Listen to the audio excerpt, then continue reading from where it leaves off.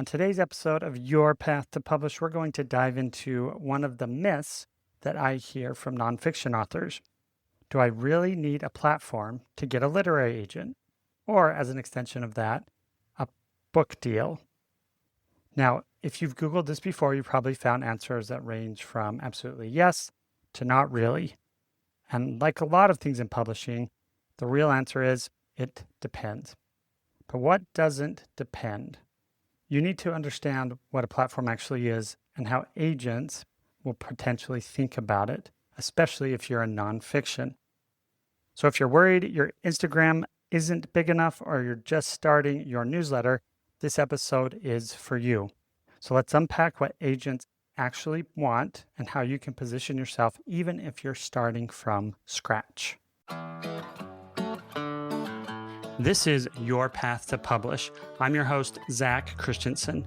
For the past decade, our team has guided authors just like you to find the best path to publish your book, get people excited to buy it even before it launches, and to turn it into the ultimate business card to build your business and your legacy.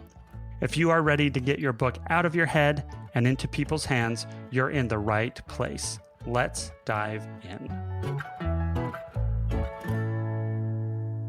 Let's start with the basics. When agents say they want to see an author with a platform, they don't necessarily mean thousands of social media followers or a best-selling course. Your platform is essentially your ability to reach and move and engage with an audience. And it usually boils down to a few things. First is reach. How many people know about you? How many people know what you stand for, what your brand represents? Next is credibility. Why should someone trust you to write this book? Do you have the background, the credentials, the expertise to write it? And third is engagement. Do people actually care what you have to say? Is this something that's urgent for people out there for your book? So a big podcast following could help, but so can consistent blog readers, speaking gigs, client engagements, email subscribers, media interviews, and even showcasing your client success stories. The key is agents want to know you're not invisible, and that will help you sell the book you're writing. Let's go even deeper and break this down through the type of nonfiction book, because the expectations will shift depending on what you're writing and, in a sense, who you are, especially if you're working on a book such as a memoir. So breaking this down into three areas. First is the prescriptive nonfiction. This is like business and self-help and personal development books. These do require a platform. Agents want to see you've tested your ideas, that you've taught them, or that you've built a type of following around them. If you're teaching people how to think differently about working with their team or improve their mindset, they want some type of indicator that people are already listening. So this could be through the speaking and consulting opportunities that you already have. Next is memoir or narrative nonfiction. First and foremost, the voice and the story matters. If you have a compelling story, that will get the agent's attention.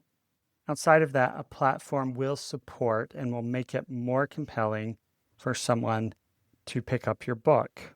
In this case, if you have a platform but not a compelling narrative or story that will emotionally resonate with audiences, it's unlikely that the platform will overcome the deficit in the story. And then finally is academic or thought leadership books. The platform for this can look a little bit different. Do you have published articles? Do you regularly speak? Do you have a recognizable name in your field? So here's the thing. Having a platform doesn't mean that you're famous. It means that your book idea is connected to some type of real momentum out there. Using Brené Brown as an example, she didn't start out at the level she is at.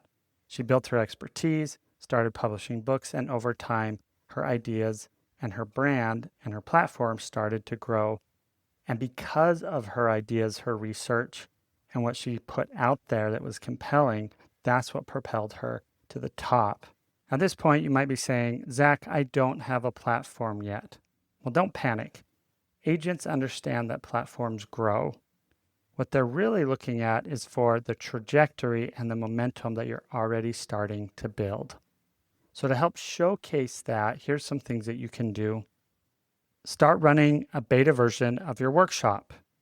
Like, get those results, collect testimonials, and continue to run beta versions and start booking paid opportunities for your workshop or speaking or consulting and coaching. Show that people are interested. Start with a small email list. Even 300 engaged subscribers with a 40% open rate tells a compelling story. Quality will trump quantity to an extent. Start pitching yourself as a guest on blog posts or podcast interviews. This way you can see if your ideas are resonating with the audience that you're targeting. The next thing is to teach your idea to a real group. Bring your friends and family over and instruct them to be constructive and honest. If the idea is very compelling, you can get that feedback, but what will tell even more is if people are following up with you afterwards out of their own free will and choice. So these are small, doable actions, but they do signal to agents that your book idea has legs. Also, don't underestimate your credibility. If you've worked in your field for over 10 years or coached a couple hundred or even 1,000 clients, that's a platform too. You have immediate individuals that you can market your book to or connect with to help you market your book. So just as helpful about what to do, let's talk about what not to do. Don't list every social media account if the numbers are tiny and the engagement is 0. Don't inflate your numbers. Agents can sniff that out quickly, and especially if you have high numbers and low engagement, there'll be some suspicion around if you've actually purchased your followers. And don't confuse fame with value. You're not trying to go viral. You're trying to show impact. Instead, focus on quality over quantity. Are people replying to your posts? Are they sharing your insights? Have your ideas help someone make a change? That's what agents really care about. So to wrap this up, do you need a platform to get a nonfiction book deal? Yes, but it doesn't have to be massive.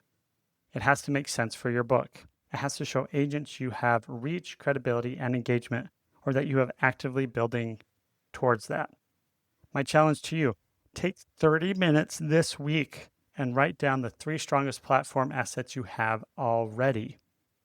Think outside just social platforms. You might have more than you think.